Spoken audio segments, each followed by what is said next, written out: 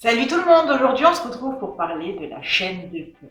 De son vrai nom, le Ceropedia woodii. Donc la chaîne de cœur est une plante facile et charmante pour débutants. Elle est peu encombrante et demande très peu de soins. Son look graphique et design en fait vraiment une plante d'appartement de choix. La chaîne de cœur est originaire des régions semi-arides d'Afrique du Sud. C'est une plante succulente, au feuillage persistant, vivace. Elle est non rustique et supporte des températures extrêmes. Il faut lui assurer un minimum de 5 degrés en hiver et un maximum de 40 degrés en été. C'est une plante grimpante, ses tiges volubiles peuvent atteindre jusqu'à 2 mètres de long. Elle porte des feuilles opposées en forme de cœur et laisse des espaces d'environ de 4 cm.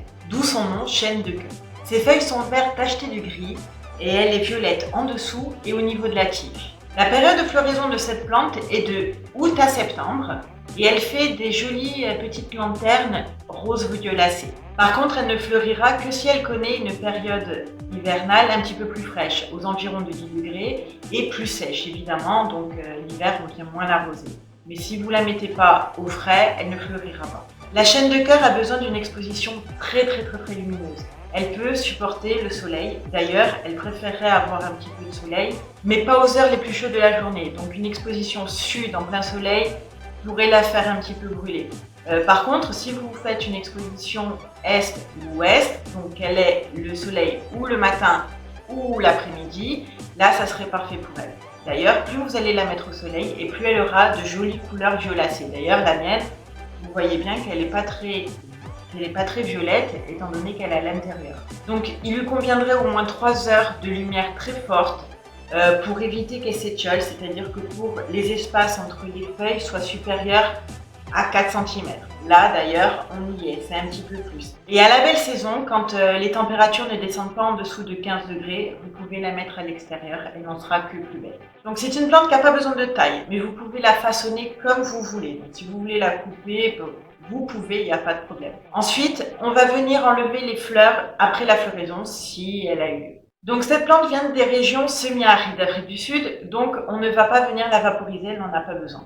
Elle a des racines renflées qui lui servent de réserve d'eau, on peut la considérer comme une plante à codex. Ce qui fait d'elle aussi une plante à risque, elle pourra pourrir si ses racines trempent dans l'eau ou si elle a trop d'arrosage.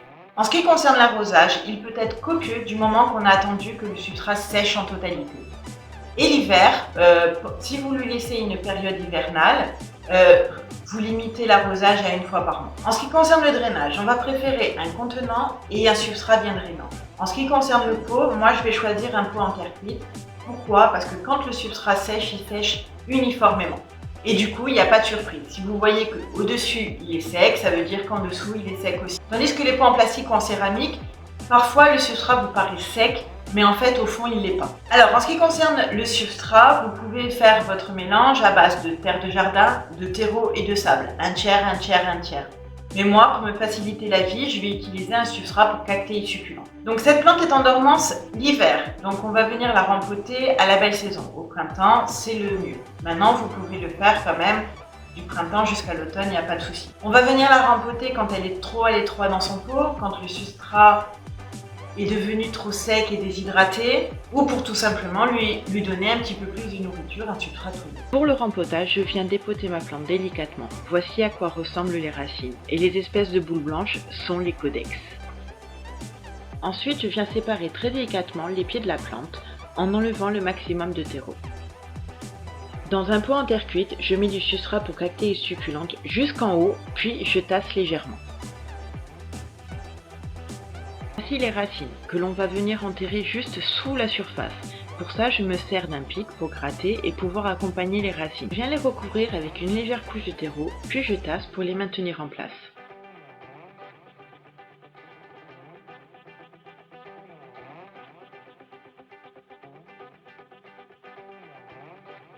Ensuite, je viens ajouter une dernière couche de substrat, je tasse et le rempotage est terminé. Vu que j'ai été très délicate avec les racines, je peux me permettre d'arroser, sinon il aurait fallu attendre environ 1 semaine, le temps que les racines cicatrisent. Et en ce qui concerne l'engrais, on peut lui apporter un engrais uniquement à la belle saison, de l'engrais pour cactéides succulentes, mais 1 fois par mois, pas plus. Alors en ce qui concerne les parasites, cette plante peut être attaquée par des cochenilles. Donc en ce qui concerne la multiplication, il y a le marcottage. Donc là, entre deux feuilles, on appelle ça un nœud. Et parfois ils sont gros. Donc il suffira simplement de venir les enfoncer dans la terre, vous les laissez, et une fois que ça fait les racines, vous pouvez venir couper et ça vous fera du coup une deuxième liane.